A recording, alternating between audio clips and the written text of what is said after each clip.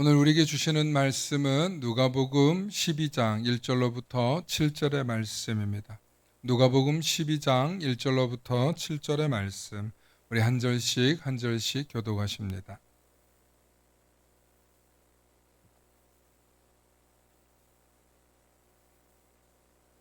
제가 봉독합니다. 그동안에 무리 수만 명이 모여 서로 밟힐 만큼 되었더니 예수께서 먼저 제자들에게 말씀하여 이르시되 바리새인들의 누룩 곧 외식을 주의하라. 감추인 것이 드러나지 않을 것이 없고 숨긴 것이 알려지지 않을 것이 없나니 이러므로 너희가 어두운 데서 말한 모든 것이 광명한 데서 들리고 너희가 골방에서 길을 대고 말한 것이 지붕 위에서 전파되리라. 내가 내 친구 너희에게 말하노니 몸을 죽이고 그 후에는 능히 더 못하는 자들을 두려워하지 말라. 마땅히 두려워할 자를 내가 너희에게 보이리니 곧 죽인 후에 또한 지옥에 던져 넣는 권세 있는 그를 두려워하라.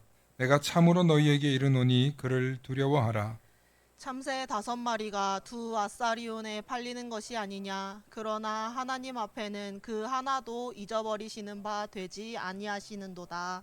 함께 하십니다. 너희에게는 심지어 머리털까지도 다 세신 바 되었나니 두려워하지 말라. 너희는 많은 참새보다 더 귀하니라. 아멘. 오늘은 내가 내 친구에게라는 제목으로 말씀 나누실 때 하나님의 크신 은혜가 있기를 소망합니다. 예수님께서 갈릴리에서 사역하실 때 수만 명의 사람들이 예수님을 따라다녔습니다. 얼마나 많은 사람들이 예수님을 만나기를 원했는지 오늘 성경에도 수만 명이 예수님이 모이는 곳마다 모였다고 성경은 말하고 있습니다. 그렇게 많은 사람들이 예수님을 쫓고 있는 그 가운데 예수님께서 바리새인들의 누룩을 주의하라, 그들의 외식을 주의하라고 말씀하고 있습니다. 지난 2주 동안 수요 기도회를 통해서 예수님께서 저주하신 것에 대해서 말씀드렸습니다. 다름이 아닙니다. 예수님께서 저주하신 것은 우리의 이중성입니다. 가식과 위선, 우리 속에 있는 더러운 탐욕을 왜곡하고 있는 그런 거짓들을 예수님은 꼬집어내셨고, 바로 그 핵심에는 바리새인과 같은 모습이 있다는 것입니다. 특별히 바리새인들의 죄악에 대해서 말씀하실 때 그들의 민족주의, 그들의 인본주의, 그들의 탐욕과 죄악을 예수님께서 비판하셨습니다. 그리고 그 핵심에는 인간이 주인공 되려고 하는 모든 무대에는 위선과 가식과 거짓과 탐욕과 외식이 가득하다는 것입니다. 예수님께서 끝까지 겉다르고 속다른 인간이 되지 말고 자신의 있는 그대로를 나타내 보이라고 오늘 말씀도 한 번 더 하고 있습니다. 오늘 2절과 3절 말씀 다시 한번 보실까요? 감추인 것이 드러나지 않은 것이 없고 숨긴 것이 알려지지 않을 것이 없나니, 감춘다고 감춰지지 않는다. 숨긴다고 숨겨지지 않는다. 이러므로 너희가 어두운 데서 말한 모든 것이 광명한 데서 들리고 너희가 골방에서 귀에 대고 속삭인 것까지 지붕 위까지 전파되는 것처럼 다 드러난다는 것입니다. 우리 옛말에 낱말은 누가 듣죠? 낱말은 쥐가 들어요. 반말은 누가 들어요? 반말은 쥐가 듣고 낱말은 새가 듣는다. 그러니 어디 가서 뭐 조심해라? 말 조심해라 정도로 말합니다. 그런데 오늘 말씀의 핵심은 말 조심해라가 아니라 숨긴다고 숨겨지지 않고 감춘다고 감춰지지 않고 너희들끼리 짝짝꿍 한다고 해서 그거 안 드러나지 않는다는 것입니다.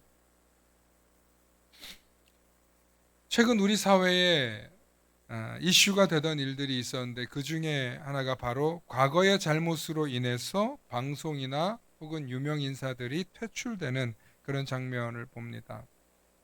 성폭력, 학교폭력, 미투, 비투, 허위학력, 뭐 논문 위조, 표절, 학력 위조 등 이런 것들이 과거에 몰래 했던 그런 것들이 다 드러나면서 그런 사람들이 우리 사회에서 이렇게 실패하는 혹은 문제가 되는 그런 내용들을 봅니다. 얼마 전에 청문회에서 굉장히 공격당하던 한 분이 청문회에서 그냥 나가는 그런 일들이 있었습니다. 많은 사람들은 이걸 정치권 이야기로 하지만 청문회라는 자리는 국민을 대표해서 그 앞에 서서 자신을 이야기해야만 하는 것인데 하기 싫다고 또 피한다고 어느 순간부터 청문회가 마치 개인의 신상을 터는 공격 자리가 되었고 또 그 개인의 신상과 인격 모독을 해서 그 사람들을 창피를 주는 그런 자리가 되곤 했습니다. 저는 묻고 싶습니다. 그렇게 묻는 그 사람들은 과연 깨끗한가? 아니요. 더 더러우면 더럽지. 그렇지도 않은 사람들이 깨끗한 척하고 얘기하는 걸 볼 때마다 참 정치권이 너무 지저분하다는 거. 저만 이렇게 생각할까요? 온 국민이 그렇게 생각하면서도 우리는 그 정치권을 바꾸지 않습니다. 여당은 야당 대표를, 야당은 여당과 대통령을 끊임없이 발목 잡기 하고 있고 그것을 정치권에서는 여론을 몰아서 서로 네 편 내 편에 갔다가 이쪽 편 섰다가 저쪽 편 섰다가 흑색 선전으로 서로를 비방하고 또 거짓 뉴스를 양산해 내고 있습니다. 우리 사회에서 거짓 뉴스를 가지고 상대방을 비난하고 흑색 선전을 통하여서 정치적 힘을 빼앗는 일을 이제는 하나의 전략으로 자리매김해 버렸습니다. 이것이 과연 나라가 바른 길로 가는 길일까요? 정치권뿐만 아니라 우리가 살고 있는 모든 곳에서는 이런 모습들이 나타나고 있습니다.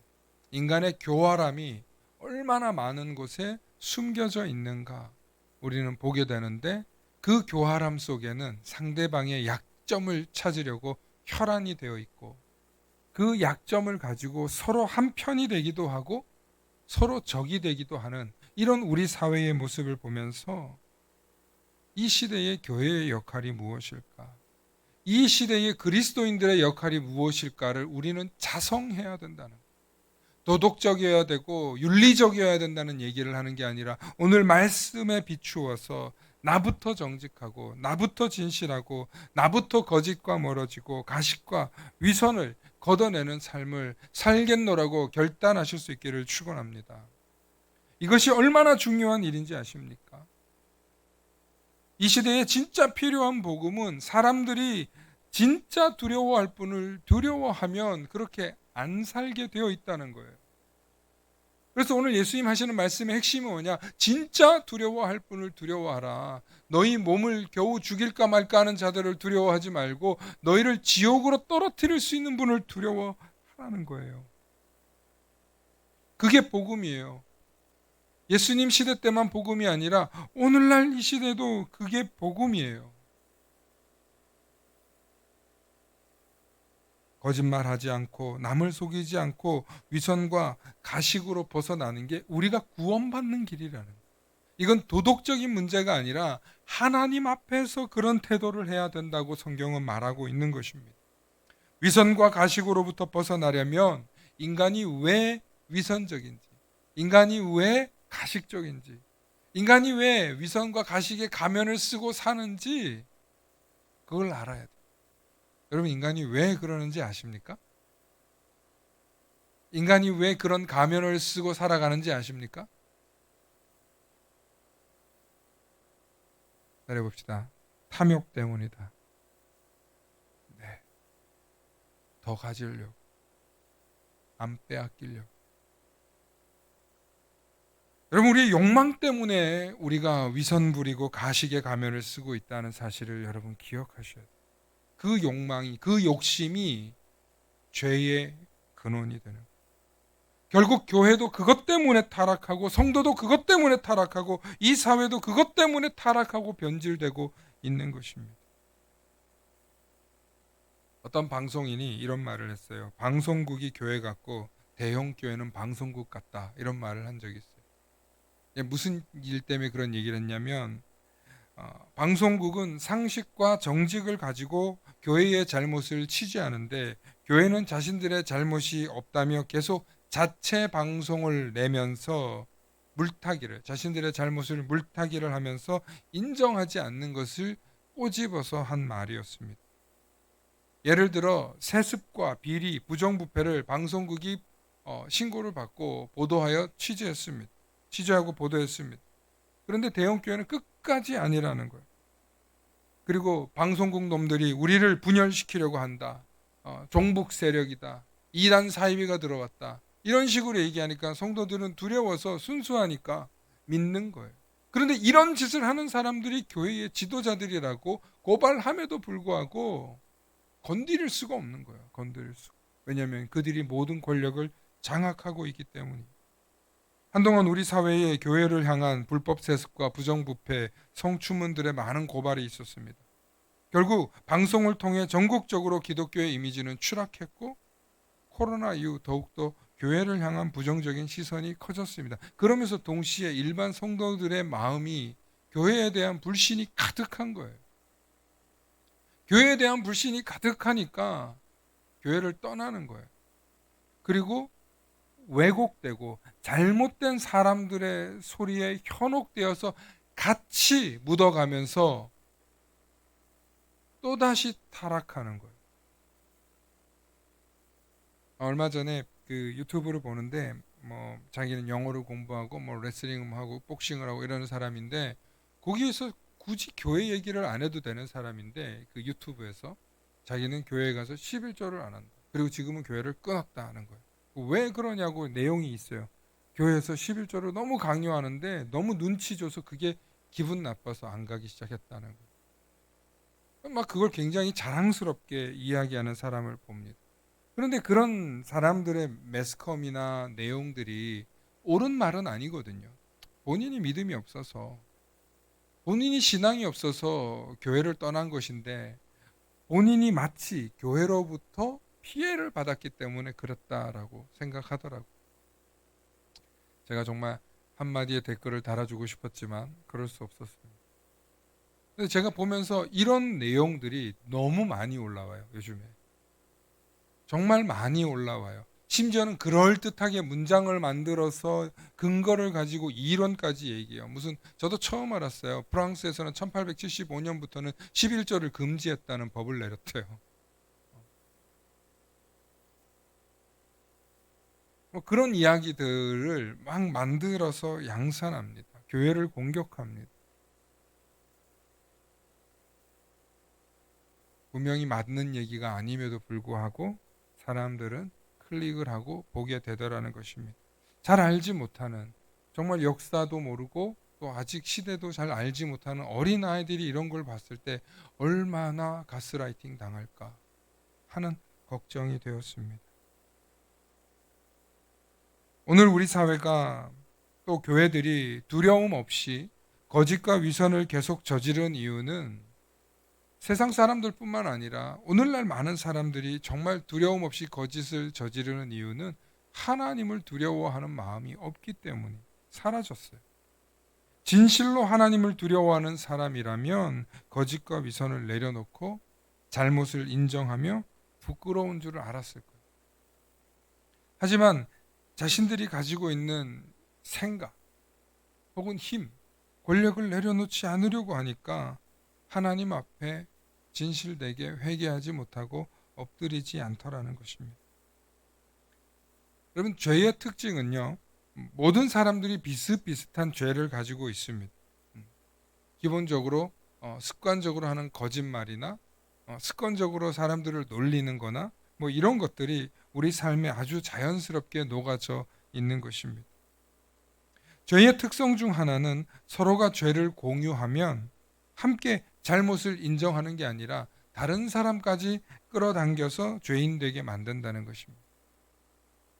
그래서 서로가 서로를 고발할 수 없도록 만드는 것. 이것이 죄가 가지고 있는 속성입니다. 대표적인 그 사건이 뭐냐면 성경에 보면 아담과 하와가 있는데 하와가 선악과를 먹고 나서 누구를 제일 먼저 줍니까? 누구에게 줘요? 그 시대에는 아담밖에 없었으니 아담에게 줬겠죠. 중요한 건 뭐냐면 우리가 같이 이것을 먹고 함께 죄를 짓는 것에 대해서 거리낌이 없다는 것입니다. 혼자만 죽을 수 없다 이런 뜻도 되겠지만 함께 비슷한 죄를 지으면 서로가 서로를 비난할 수 없을 거라는 착각에 빠집니다. 사실은 함께 죽는다는 것을 모르고 말이죠. 여러분, 예수님께서 이 세상에 오셔서 죽으셔야만 했고 죽을 수밖에 없었던 이유는 이 세상의 모든 인간들이 죄악으로 가득 차 있었기 때문입니다. 그래서 아무리 의로운 사람이 온다 할지라도 그분이 인정받을 수 없었던 것은 그들 눈에는 자신들 안으로 들어올 존재가 아니었기 때문입니다. 우리말에 모난 돌이 정 맞는다는 말이 있고 너무 맑은 물에는 물고기가 산다 못 산다? 네, 못 산다는 말이 있어요. 너무 깨끗하고 너무 강직하면 또 부러진다. 공격당한다. 그게 우리 정치권에서 하는 이야기입니다. 다 정치에서 나온 이야기들입니다. 정치라는 것은 바르게 다스린다고 하는데 바른 사람들이 모여서 세상을 다스리는 게 아니라 서로 시꺼멓죽죽하고 서로 그냥 문제가 있는 사람들이 모여가지고 함께 이 정치를 하니 얼마나 탐관오리가 많고 타락하겠습니까? 그런데 그게 지금이나 그때나 똑같다는 거예요. 사람들이 모인 곳에는 나라를 일구든 뭘 일구든 다 죄악을 짓는다는 거예요. 최근에 일어난 이스라엘과 하마스의 전쟁, 팔레스타인 전쟁을 보면 누구 잘못입니까? 누구 잘못입니까? 누구 잘못 없어요. 서로 네 땅 내 땅 하고 싸우는 거예요. 팔레스타인 입장에서는 약 6, 70년 전에 빼앗겼던 나라에서 지금 독립을 하고자 하는 그런 마음이 있고, 이스라엘 입장에서는 성경을 봐라, 우리 옛날부터 원래 우리 땅이었다 하는 거예요. 그러면 여러분 한번 생각해 보세요. 장로님 예를 들면, 장로님 옛날에 우리가 저 산부터 여기까지 다 우리 땅이었어. 우리 할아버지 때부터. 아 그래요. 이 얘기를 하면 너무 잘 맞겠네요. 북한에 문서 있으시잖아요. 문서는 있어요? 근데 이제 돌아가서 그 땅 달라고 하면 거기 살고 있는, 근데 거기가 신도시가 돼서 엄청 부자 땅이 됐어. 가서 이제 여기서부터 여기까지 내 땅이니까 돌려달라 그러면 장로님 입장에서는 억울할 거 아니에요. 원래 우리 할아버지 때부터 땅인데. 근데 지금 입장에서 사는 사람들은 무슨 소리냐 이거 지금 정부로부터 받아가지고 내가 이거 지금 이만큼 일구느라고 얼마나 고생했는데 이럴 거 아니에요. 여러분 잘못을 따지고 올라가 보면 끝도 없어요. 그 속에는 뭐가 있냐면 내 것이라는 인간의 욕심밖에 없어요. 내 것이라는 욕심. 그걸 가지면 어떻게 돼요? 좀 더 윤택한 삶을 살 수 있잖아요. 좀 더 세상에서 누리면서 살 수 있잖아요. 좀 더 많이 가지면 좀 더 많은 것을 가질 수 있잖아요. 지금 이스라엘 전쟁과 이 팔레스타인과의 이 싸움은 그런 내용이에요, 사실은. 이 문제 해결할 수 있을까요? 결국엔 힘 있는 사람이 당분간 해결하는 것처럼 보일 것입니다. 여러분 예루살렘이 평화의 도시라는 뜻이에요. 그런데 한 번도 평화로운 적이 없어요. 그곳은 한 번도. 인간의 모든 탐욕과 권력자들의 이야기가 집중되어 있는 곳이 예루살렘입니다. 얼마나 아이러니합니까? 그게 인간의 욕심. 그래서 이스라엘을 건국한 사람들을 시오니스트라고 하고요. 세계의 각국에 흩어져서 사는 유대인들을 디아스포라 유대인이라고 해요.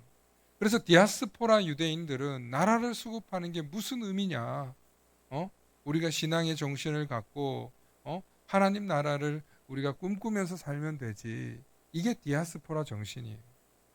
그런데 시오니스트들은 그 땅을 가져야만 우리가 서러움 당하지 않고 우리 민족이 어디 가서도 크게 살 수 있다는 그런 주장입니다. 둘 다 이해는 됩니다. 사랑하는 성도 여러분, 오늘 우리가 살고 있는 이 세상이 날로 날로 악해져 가고 있고 더욱더 분초를 다투면서 악을 향해서 달려가고 있는 이 시대에 핵전쟁이 나서 이 나라가, 아니 이 지구가 망해도 이상하지 않을 것 같은 지금 엄청난 공포 속으로 떠밀려 가고 있어요. 근데 그 속에 뭐가 있냐면 욕심이에요. 욕심. 2등 3등은 1등한테 끌려가기 싫어서 지금 싸우고 있고, 그게 미국과 중국과 소련의 이야기예요. 그 속에서 우리나라는 지금 정치권에서 북한이 핵 쏘면은 우리도 핵 쏜다. 여러분, 대한민국 한반도 땅 어디에도 핵 하나 터지면 다 죽습니다. 다 죽어요. 네. 섬 지역에 떨어져도 다 죽습니다. 오염돼서. 여기는 핵 떨어지면 끝납니다. 오늘 예수님께서 누가복음 11장 4절과 5절에 이렇게 얘기하고 있어요. 우리 4절과 5절 말씀 함께 읽어보십니다. 시작. 내가 내 친구 너희에게 말하노니 몸을 죽이고 그 후에는 능히 더 못하는 자들을 두려워하지 말라. 마땅히 두려워할 자를 내가 너희에게 보이리니 곧 죽인 후에 또한 지옥에 던져 넣는 권세 있는 그를 두려워하라. 내가 참으로 너희에게 이르노니 그를 두려워하라. 끝에 말을 또 한 번 더 좀 쉽게 말하면, 내가 정말 진짜 진심으로 말하니까 제발 그분을 두려워하라. 두려워하지 않아. 하나님을 두려워하지 않는 사람들이 어떻게 하나님 나라에 갈 수 있겠어요? 하나님을 두려워하는 마음이 없는 사람들이 어떻게 말씀이 들리겠습니까? 예수님께서 예수님을 따르는 제자들에게 오늘 얼마나 다정하게 말하고 있는지 몰라요. 우리 4절 말씀에 내가 내 친구 너희에게 말하는, 모든 사람들, 수많은 군중을 향해서 한 말이 아니에요. 내 친구 같은 제자들에게 말하는, 예수님이 얼마나 사랑의 마음으로 제자들을 부드럽게 부르면서 하는 말인지 몰라요. 그런데 그 뒤에 나오신 말씀은 너무 중요한 말이에요. 너무 중요한 말이, 우리를 지옥에 던져 넣을 수 있는 권세 있는 그를 두려워하라. 우리가 그걸 두려워해야 되는데 그걸 두려워하지 않으니까 죄 짓는 걸 두려워하지 않아요. 거짓말하는 걸 두려워하지 않아요. 속이는 걸 두려워하지 않아요. 예수님이 제자들에게 이렇게 권면하신 것은 이 시대에 성령님이 우리에게 찾아와서 이렇게 말씀해 주시는 것 같아요. 우리 고린도전서 2장 10절부터 12절 말씀 함께 보시겠습니다. 함께 여러분들 목소리 크게 읽어주시기 바랍니다. 시작. 오직 하나님이 성령으로 이것을 우리에게 보이셨으니 성령은 모든 것 곧 하나님의 깊은 것까지도 통달하시느니라. 사람의 일을 사람의 속에 있는 영 외에 누가 알리요? 이와 같이 하나님의 일도 하나님의 영 외에는 아무도 알지 못하느니라. 우리가 세상의 영을 받지 아니하고 오직 하나님으로부터 온 영을 받았으니 이는 우리로 하여금 하나님께서 우리에게 은혜로 주신 것들을 알게 하려 하심이라. 아멘. 여러분, 성령님이 오셔서 성령님이 하시는 일이 있는데 그게 뭐냐면 하나님과 우리 사이를 알게 하신다는 거예요. 그래서 우리 속에 계시는 성령님이 우리도 알지만 하나님도 아시기 때문에 우리 사이에서 하나님을 알게도 하고 우리 자신도 알게 한다는 거예요. 이것을 구체적으로 이야기한 이야기가 요한복음 16장에 예수님이 하신 말씀이에요. 요한복음 16장에 보면 그가 와서 죄에 대하여, 의에 대하여, 심판에 대하여 세상을 책망하리라. 죄에 대하여라 함은 그들이 나를 믿지 아니야. 누굴 믿지 않은 거예요? 예수님 말 믿지 않았다는 거예요. 의에 대하여라 함은 내가 아버지께로 가니 너희가 다시 나를 보지 못하며. 예수님이 의라는 거예요. 심판에 대하여라 함은 이 세상 임금이 심판을 받았다는 거예요. 이 세상 임금이 누구예요? 마귀예요. 마귀가 결국에는 심판을 당한다는 거예요. 그래서 예수님이 너무 중요한 메시지인데 이걸 제자들이 다 알아듣지 못하고 지금은 깨닫지 못하니까 예수님이 12절과 13절에 이렇게 말씀하셔요. 내가 아직도 너희에게 이를 것이 많으나 지금은 너희가 감당하지 못하리라. 그러나 진리의 성령이 오시며 그가 너희를 모든 진리 가운데로 인도하시리니 그가 스스로 말하지 않고 오직 들은 것을 말하며 장래 일을 너희에게 알리시리라. 성령이 우리에게 임하시고 성령님이 하시는 일은 우리의 죄악을 밝히 드러내신다는 것입니다. 우리가 의롭게 살지 못한 것에 대해서 반드시 심판하시겠다는 것입니다. 예수님을 믿지 않은 것에 대해서 반드시 성령은 책임을 묻겠다는 것입니다. 그래서 성령님이 임하면 우리가 진실을 술술술술 털어놓게 되어 있다는 거예요. 성령님이 우리 가운데 임하시면 우리 안에서 누군가를 속일 마음이 사라지는 거예요. 거짓으로 있는 생각들이 사라지는 거예요. 그런데 우리가 입술로 범죄하고 거짓말하고 위선을 부린다? 성령이 우리 속에서 역사하지 않는 거예요. 너 지금 죄 짓고 있지? 너 지금 죄로 지금 너를 계속 지금 덮고 있지? 너 바리새인과 같이 너를 회칠한 무덤 만들고 있지? 성령이 다 아는 거. 그래서 오늘 하신 메시지는 예수님이 내 친구들에게 말하노니 하나님 앞에서 행하는 모든 것들은 결국엔 다 드러난다는 거예요. 결국 하나님 앞에서 다 드러나니까 자꾸 감추려고 하지 말고 숨기려고 하지 말고 있는 그대로를 보여줘. 또 그 하나님은 어떤 하나님이냐면 너희는 참새 2마리를 몇 양으로 사지. 그런데 그 참새 2마리조차도 하나님이 허락하지 않으면 취할 수 없는 것처럼 모든 것을 주관하시는 분이 하나님이셔. 예수님은 너무나 쉽게 우리에게 하나님에 대해서 말씀해 주었습니다. 제자들에게, 너무나 사랑하는 제자들에게. 그래서 하나님 앞에서 거짓 없이 진실되게 순수하게 살아내라는 것입니다. 혹은 하나님을 두려워할 줄 알고 하나님 앞에서는 거짓 없이 위선 없이 죄를 자백하고 인정하라는 것입니다. 목회를 하면서 성도들과의 관계를 맺다 보면 성도님들에 대한 이야기를 듣게 됩니다. 그런데 어떤 사람의 이야기는 10년 만에 듣게 되는 이야기였어요. 그 사람이 그런 이야기를 나한테는 안 했구나. 그 사람이 그런 죄와 잘못은 있었는데 나에게는 안 했구나. 그때는 저를 속일 수 있었던 것 같았지만 시간이 지나고 보면 결국에는 드러나게 되어 있는 것을 수많은 사람들의 입을 통해서 듣게 해요. 듣게 하셔요. 지금은 저를 속일 수 있을지 몰라도 저를 영원히 속이지는 못합니다. 저도 여러분들을 지금은 속일 수 있어도 영원히 여러분들을 속일 수는 없을 것입니다. 이걸 두려운 마음으로 우리가 고백할 수 있어야 돼요. 언젠가는 우리가 다 듣습니다. 언젠가는 우리가 다 알게 됩니다.